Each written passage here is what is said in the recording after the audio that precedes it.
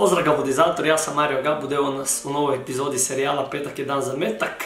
Na kraju idu pozdravi, znači pozdrave mi pišete, ja stavim prvi komentar i vi mi dole u odgovorima napišite ako želite pozdrav. Svaki put to ponavljam, ali opet ću ponavljati, jer očito da trebam. A sad idemo na pitanja.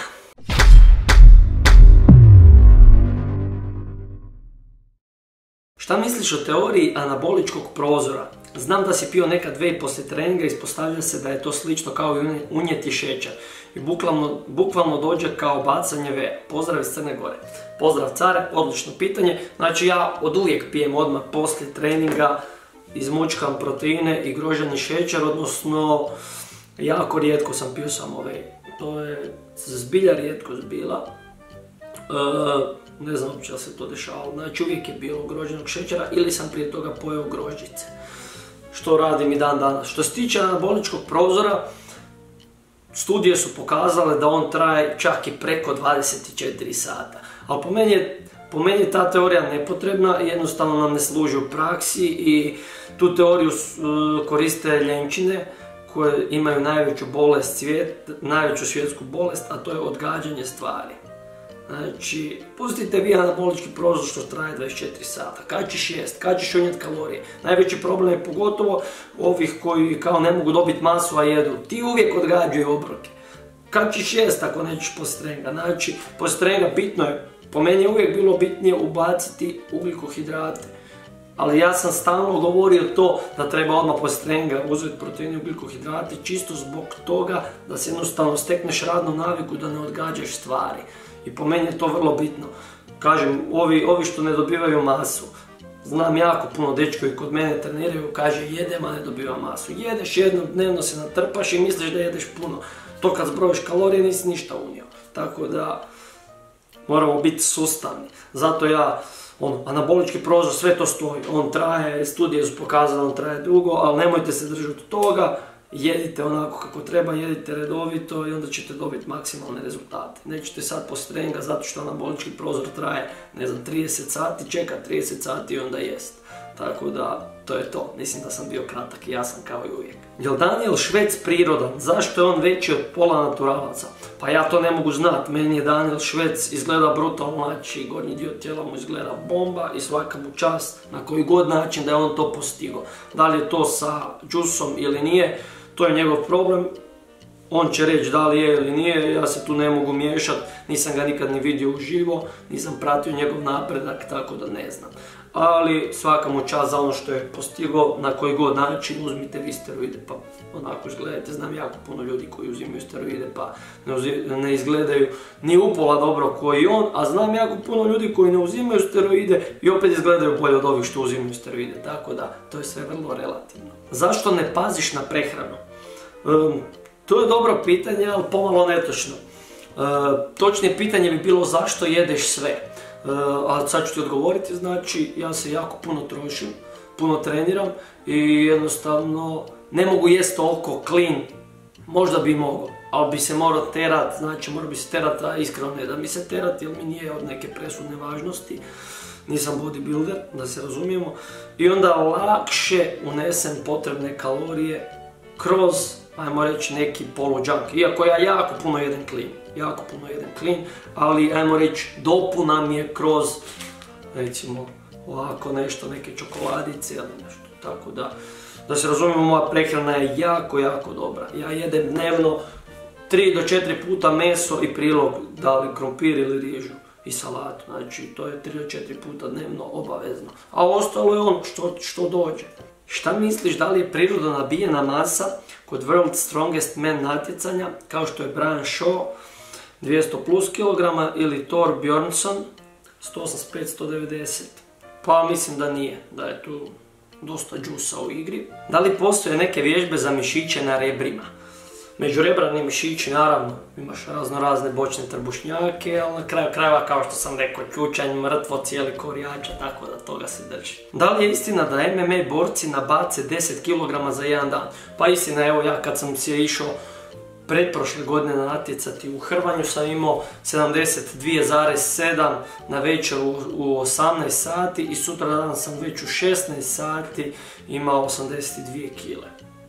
tim da sam se taj dan natjecao, da se nisam natjecao, vjerojatno bi još imao 2 kile više, onda bi se tek u MMA-u se nakon 24 i više sati natječi, tako da. Mogu li gume za vježbanje da zamijene neke vježbe sa tegovima?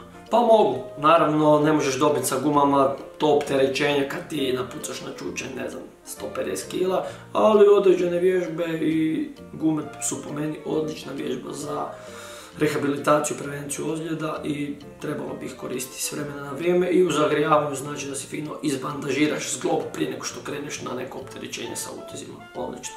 Šta misliš o sportašu Marinu Vlahoviću? Ne o političkim stavovima, već isključivo sportskim. Da li bi bio zainteresovan da ga pozoveš da odradite trening? Marin Vlahović je brutalan, gledao sam njegove klipove gdje radi zastave i razne elemente. Što se tiče njegovih političkih stavova ja ne znam, jer se ne petljam u politiku previše, to me ne zanima, tako da što se tiče zainteresiranosti ja sam uvijek za suradnju sa bilo kim. Kao Hrvač, šta misliš o hrvačkom duelu u UFC-u između Ben Askrena i Robbie Lawlera? Tvoje očekivanje, šta misliš koje je u prednosti? Pa Ben Askren je brutalan Hrvač, Robbie čak i nije, ali on jako dobro brani ručenje, da se razumijemo. Vidjet ćemo kako će se to, ta kombinacija odviti, kako će se to sve desiti. Moje očekivanja, iskreno, evo mene baš zanima isto šta će se desiti, zato što Ben Askren sad dolazi na najveću svjetsku pozornicu, UFC dobio je tvrdog protivnika, Robbie je opasan, iako sad već ide u, ajmo reći, starije godine, tako da ne znam koliko on još može dati, ali definitivno Robbie je pravi fighter i Ben ako ga ne uspije kontrolirati, ako ga ne uspije srušiti, imat će jako dugu noć. Kako da nabijem kondiciju za fudbal? Pa znači kondicija je jako širok pojam. Ti za nogomet moraš imati sve sposobnosti jako dobro razvijeni sa naglaskom na agilnost, izdržljivost i eksplozivnu snagu. To su, ajmo reći, najbitnije sposobnosti. Sad eksplozivna snaga je jako veliki postotak urođenosti, tako da genetika nam je presudna u tome da li ćemo biti eksplozivni ili ne i onda samo treningom možemo još to malo poboljšati. Izdržljivost se može jako dobro trenirati i tu postoje razne metode ovisno u kojem si pripremnom periodu. Znači, vjerojatno u ovom bazičnom pripremnom periodu, znači, kak se to zove, polusezone, kako se to kaže, ćeš raditi vjerojatno jako puno suhog trčanja i takvih stvari, a vjerojatno kad ti krene već sezona nećeš toliko raditi suhog trčanja, nego ćeš raditi specifične vježbe, razni možda kratki šprintevi, ali većinom će to i trebalo bi po meni biti sa loptom. Tako da, bitno je koji dio je pripremnog perioda i naravno jedna jako bitna stvar je ono što ti fali.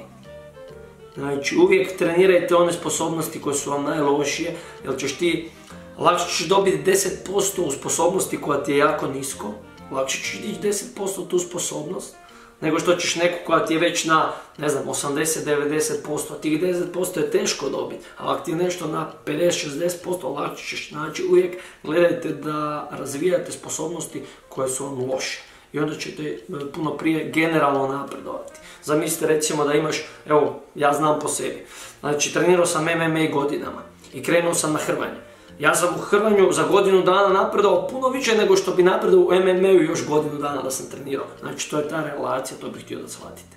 To bi bilo to pitanje, a sad idemo na pozdrave.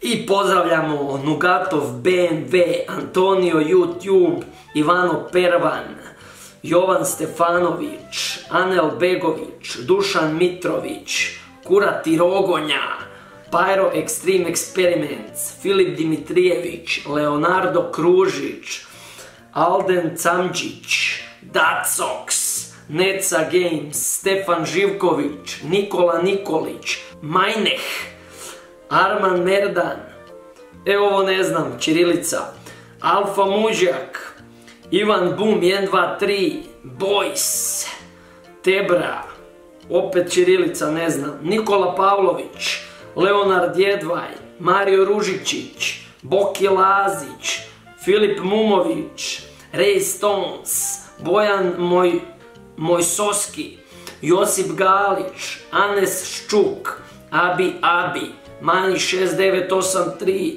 Leo Messi Andreas, Mirza Mehadžić, Željko Ljubičić, Miloš Bončić, Market 7, Lorn Blav, Jovan Davidović, Aca, Irnes Osmančević, prosječni kladioničar, David Trengoski, Sandi Tahirović, Iggy the Wolf, Black Wolf, Zabdos, Daniel Dumbovečak, Radzba 0101 i Božidar Rosandić. Ljudi, pozdrav za sve vas. Ako vam se klip svidio, udarite like, napišite komentar, odnosno pitanje za sljedeći petak. Ja ću staviti prvi komentar gdje ćete mi napisati ako želite pozdrav.